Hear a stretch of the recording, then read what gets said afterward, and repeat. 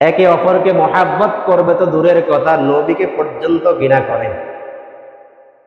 অথচ আল্লাহ তাআলা আল্লাহর হাবিবকে এত ভালোবাসতেন, দুনিয়াতে পাঠানোর পর সাহাবায়ে কেরামরা রসুলকে পেয়ে মনে হয় যেন একটা সোনার মানিক পেয়ে গেল।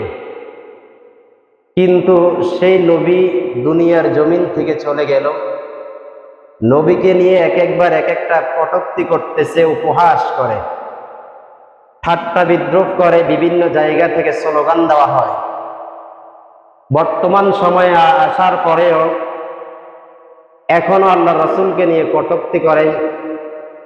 ময়মনসিংহে যখন একজন যুবক হিন্দু শ্রেণীর আল্লাহ রসুলকে নিয়ে কটূক্তি করলো, এলাকার মানুষগুলা সবাই মিলে মারধর করে, ফাঁসি দিয়ে, লটকিয়ে, মৃত্যু দিয়ে, আগুন দিয়ে জ্বালিয়ে ফেললো। দেখেন নাই আপনারা? আল্লাহ রাব্বুল আলামিন তো কোরআনের মধ্যে সুস্পষ্ট আয়াত নাজিল করে জানাইলেন, যে ব্যক্তি আল্লাহর হাবিবকে নিয়ে উপহাস করবে, ঠাট্টা করবে, বিদ্রোহ করবে, তাদের বিরুদ্ধে আল্লাহ রাব্বুল আলামিন নিজেই যথেষ্ট। আল্লাহ সরাসরি কুদরতি হাতে কাজ করবে। কিভাবে?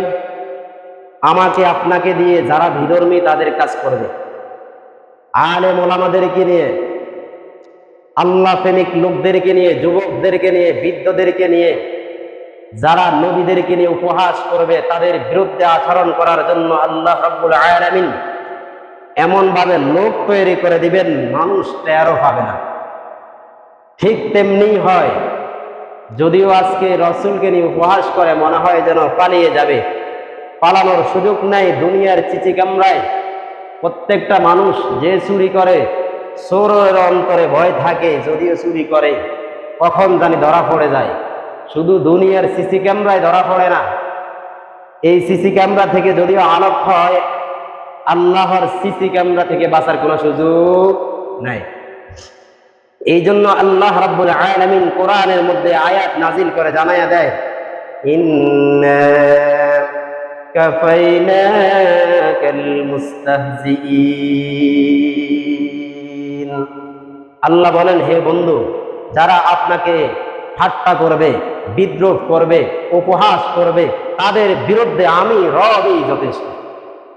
নবীজি যখন হাঁটতেছিলেন, কিছু লোকের পাশ দিয়ে অতিক্রম করে যাচ্ছিলেন, পিছন থেকে লোকগুলো এভাবে ইশারা করে রসুলকে বলে, এই নাকি সেই নবী যার কোনো মা নাই, বাবা নাই, পিতা নাই, এতিম, অসহায়, টাকা পয়সা নাই, গরিব, এই লোককে আল্লাহ নবী বানাইলো, আর কাউকে দেখেন নাই।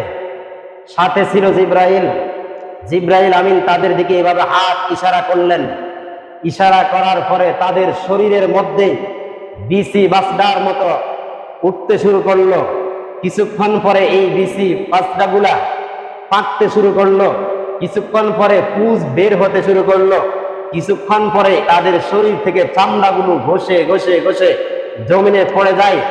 আর আল্লাহ রাসূল দেখতেছেন, ওই সময় ওই লোকটার কাছে কেউ যাবার মতো, সামনে আগাবার মতো কোনো সুযোগ নাই। আল্লাহ বলেন, যারা ঠাট্টা করবে নবীকে নিয়ে, আলেম ওলামাকে নিয়ে, আল্লাহকে নিয়ে, সাহাবায়ে কেরামদেরকে নিয়ে এভাবে উপহাস করবে, আমি রব, ইন্না কাফাইনাকাল মুস্তাহজিন, আমি রব তাদের বিরুদ্ধে যথেষ্ট, যারা এভাবে ঠাট্টা করবে, উপহাস করবে। এখন বর্তমান জামানায় রসুলকে নিয়ে উপহাস করা হয়। একবার এক এক শ্রেণীর মানুষগুলো মনে হয় যেন কি দেখছে, কিন্তু রসুল দুনিয়াতে নাই, সাহাবায়ে কেরামরা নাই, আলেম ওলামারা তো দুনিয়াতে আছে, রসুল প্রেমিক লোকরা তো দুনিয়াতে আছে, রসুল প্রেমিক যুবক ভাইরা তো দুনিয়াতে আছে, রসুল প্রেমিক বৃদ্ধ বাবাজরা তো দুনিয়াতে আছে, রসুল প্রেমিক আলেম ওলামারা তো দুনিয়াতে আছে। এরা কিন্তু যতদিন পর্যন্ত এদের বুকে তাজা রক্ত থাকবে, নবীকে নিয়ে উপহাস করবে, আলাপ আলোচনা করবে, নবীদের স্ত্রীদেরকে নিয়ে উপহাস করবে, কেউ দুনিয়ার জমিন থেকে রেহাই পাবে না। তাদেরকে এভাবেই দুনিয়ার থেকে দুলিশ্বাস করে, নিঃশ্বাস ত্যাগ করে এই দুনিয়ার জমিন থেকে যাওয়া লাগবে, ঠিক না? এই জন্য আল্লাহ বলেন, ইন্না কাফাইনাকাল মুস্তাহজিঈন। আল্লাহ বলেন, হে হাবিব, আপনি আপনার উম্মতদেরকে জানায়া দেন, যারা আপনাকে নিয়ে ঠাট্টা করে, বিদ্রুপ করে, উপহাস করে, আপনি তাদেরকে জানায়া দেন তারা যেন এভাবে না করে। আমি রব তাদের বিরুদ্ধে কোরআনের আয়াত নাজিল করে দিলাম। এই কোরআনের আয়াত এমন মজবুত একটা আয়াত, দুনিয়ার সব ভুল হতে পারে, কোরআন কখনো ভুল হবে না। কোরআনের ভুল কেউ ধরতে পারবে না। কোরআনের ভুল ধরার জন্য যতজন সামনের দিকে আগাইলো, প্রত্যেকটা মানুষকে আল্লাহ রাব্বুল আলামিন কাউকে লুজা করে দিল, কাউকে অ্যাক্সিডেন্ট করে দিল, কাউকে দুনিয়ার জমিন থেকে নিয়ে গেল। কেউ দুনিয়ার জমিনে রাসূলকে নিয়ে, কোরআনকে নিয়ে কটূক্তি করে বসে থাকবে, এটা চিন্তা করার সুযোগ নাই। এই যুবক ভাই, আজকে দুনিয়ার জমিনের মধ্যে ভালো মানুষ যারা থাকে তারা তো দুনিয়াতে থাকতে পারে না, জাহান্নাম